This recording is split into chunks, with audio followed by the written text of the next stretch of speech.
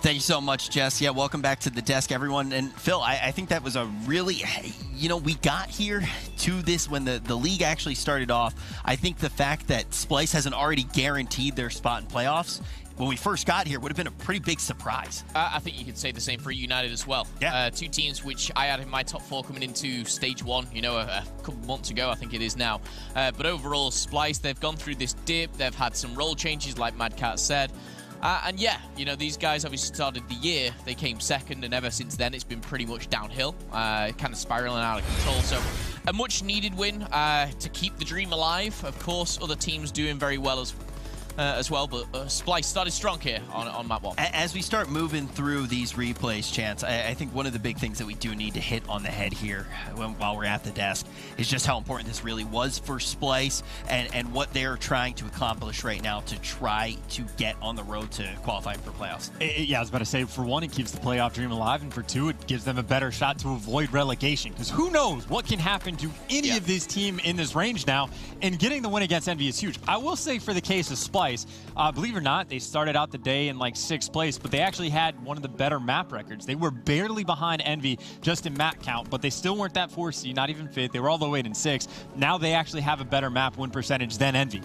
They're still, I don't know, somewhere in the 5th or 6th, or maybe they're still in 6th range, whatever it is for them. They're still not doing great, but in terms of map win percentage, they're actually doing fairly solid comparatively. And keep in mind, they also had to play, 4 matches with Felony. Yeah, I think they're top 4 in map win percentage, but it's all very well and good. I think you see other teams go into game 5s. That's a huge win, obviously, for them at a 3-1. And today, a long day to say the least. We've not seen a 3-0 come in, but apart from that, Splyce, a much needed win. I think for these guys, if they lost to EnVy here, I wouldn't have liked to rule them out, but I would have kind of said that this is where we say goodbye to kind of Splyce, and we could see them in relegation. It's actually, it's kind of too soon, right, to try to be getting these permutations done and saying, okay, these are the potential outcomes. That's how crazy it really is here at this point. But let's take a deep dive right now, Chance, and take a look at what happened in map number 2. It's worth pointing out, EnVy could still get relegated, but as you said, moving into map number 2, because there's a lot of crazy stuff that could happen. Jerd was absolutely the guy for this, for the hands of Splyce. I think he had 7 First Bloods to his name. He at least had 6, but more than half in the lobby, all to one man. That's absolutely disgusting, and it's worth pointing out on the flip side of things. Tent played very nice and got 3 streaks, but the streaks really only won them 1 round. I think he had the team kill with the fighter pilot. That's not very good. And then the glide bomb, I think that's more to the credit of Splyce. Having Mountain on inside the bomb site was Vance that gets those first kills, but you have 3 streaks. You only get 1 round win because of it. And keep in mind, that round win, it was Temp that picks up the double with the mortar strike, which you're going to see. And even then, it comes down to a 1 versus 1 that Tommy almost not almost, he makes the perfect read on. He pre-fires Hugh because he hurt him. Hugh somehow comes out on top of that gunfight. If I was on EnVy, I would have hugged Hugh. I would have called him the greatest player on earth. I would have been losing my mind. They were very serious about the entire ordeal, but he goes huge for him, but in the end, it doesn't matter because Jerd still gets the first bloods. It takes a miracle just mortar strike that picks up 2 kills to barely win a round. They struggled. They had streaks, and they struggled, and of course, on the hands of Splyce, the execution was phenomenal, and I can't say it enough. Jerd was a beast that map. Yeah. Before we actually jump in and kind of talk about that third map, now that you really do have my mind kind of jogging in that area, we already started to talk about how bad this could be for EnVy, how good this can be for Splyce, but Phil, the table's somewhat turning here. Obviously, this map going to be a pivotal one, but when we look at both of these teams, Splyce now all of a sudden on the up and up, is EnVy on the downcline. Just such a crazy place to be in the CWL Pro League. Yes, Splyce were in a very poor position, to say the least. I mean, to kind of put them at a 6th place in a 8-team division, it's something you don't expect after being in a grand final, obviously, at the start of the year. All teams will go through those ups and downs, but it was a very, very, deep down, if you like, for Splyce. EnVy, for me, were a team which I actually agree with Maven and Mert. They were a team that could have won Atlanta. They could have taken the series on Rise. It could have been a different story. But ever since then, it's whether they can reverse sweep a team or not. I think they reverse swept United after being 3-0 down in a CTF. Of course, yeah, great play.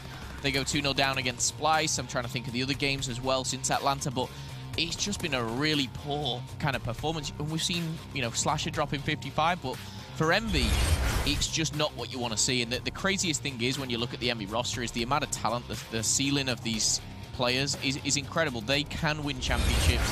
It wouldn't surprise me if they do win championships, you know, before the year goes out, but they just need to figure it out. They do, because when Temp and Yuka are slaying, when Slash is putting up the numbers and Classic filling in between, they can beat anyone in the world. And I say that with all the seriousness, anyone, Rise, TK, Optic, Splyce, whoever.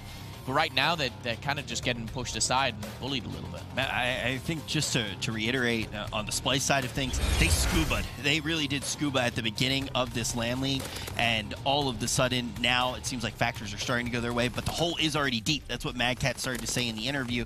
This is going to be the first step, though, Chance, of digging out of that hole. It's a massive game. Again, I think like 3 or maybe all 4 teams, depending on what United does, are going to end up like tied. It's been a wild day so far. It might get worse. Speaking of London Docks, though, I think MadCat pretty much hit the nail on the head of, like, he has switched to a sub. He has had more engagements pretty much than anyone on his team, and they play incredibly well. The role swap has helped. I still think, obviously, there's probably work for them to do, not only in this week, but even just down the line. Like, making the role swaps never getting easy, but it seems at the moment to be paying dividends. MadCat had monster hard-won performances. Jerd was a monster in that search and destroy, but Splyce, they just look great. And I think EnVy now, these past 2 weeks, are like 1-4 on London Docks. Like, after Slash dropped 55, there's some crazy people out there who are saying, like, you should always just ban this map against them. The pro players are a little bit wiser than some of the fans, though. Of course, they know. They're like, no, we see flaws in EnVy's gameplay on this map. They had a good run, but now, again, so many different teams have come out and just kind of given them the hands as well. Like, that was a very controlling victory for them from start to finish. Again, you got to give Splyce all the props in the world. That's massive for Division B, massive for Splyce. Like, there's only positives to say. Man. It goes back to that 55 kills, though. That was a big talk point on trading shots as well, and it's like, well, yeah, it's exciting, but at the same time, is it really? It maybe isn't even. But no, it's exciting. But is it exciting for EnVy? Yes, it's an exciting performance, but it doesn't necessarily show that they're going to be a team that's just going to be able to grab that map by the reins every time. If someone said to me, I've just dropped 55 on a map, it's like, great, congratulations, but to drop 55 and win, like you're doing, unless it's 250 to 249, the game's gone on for so long and there's so many contests, for example, but you shouldn't have to drop 55 to win. Exactly. Slashing should do it. And I kind of get what you're saying there.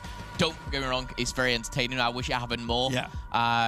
But of course, you know, I think Hugh dropped like 42 on the same map. Thank you, Momo, for saving me every time that you saved me today. Let's take a look at the schedule because we're not done yet. We got one more.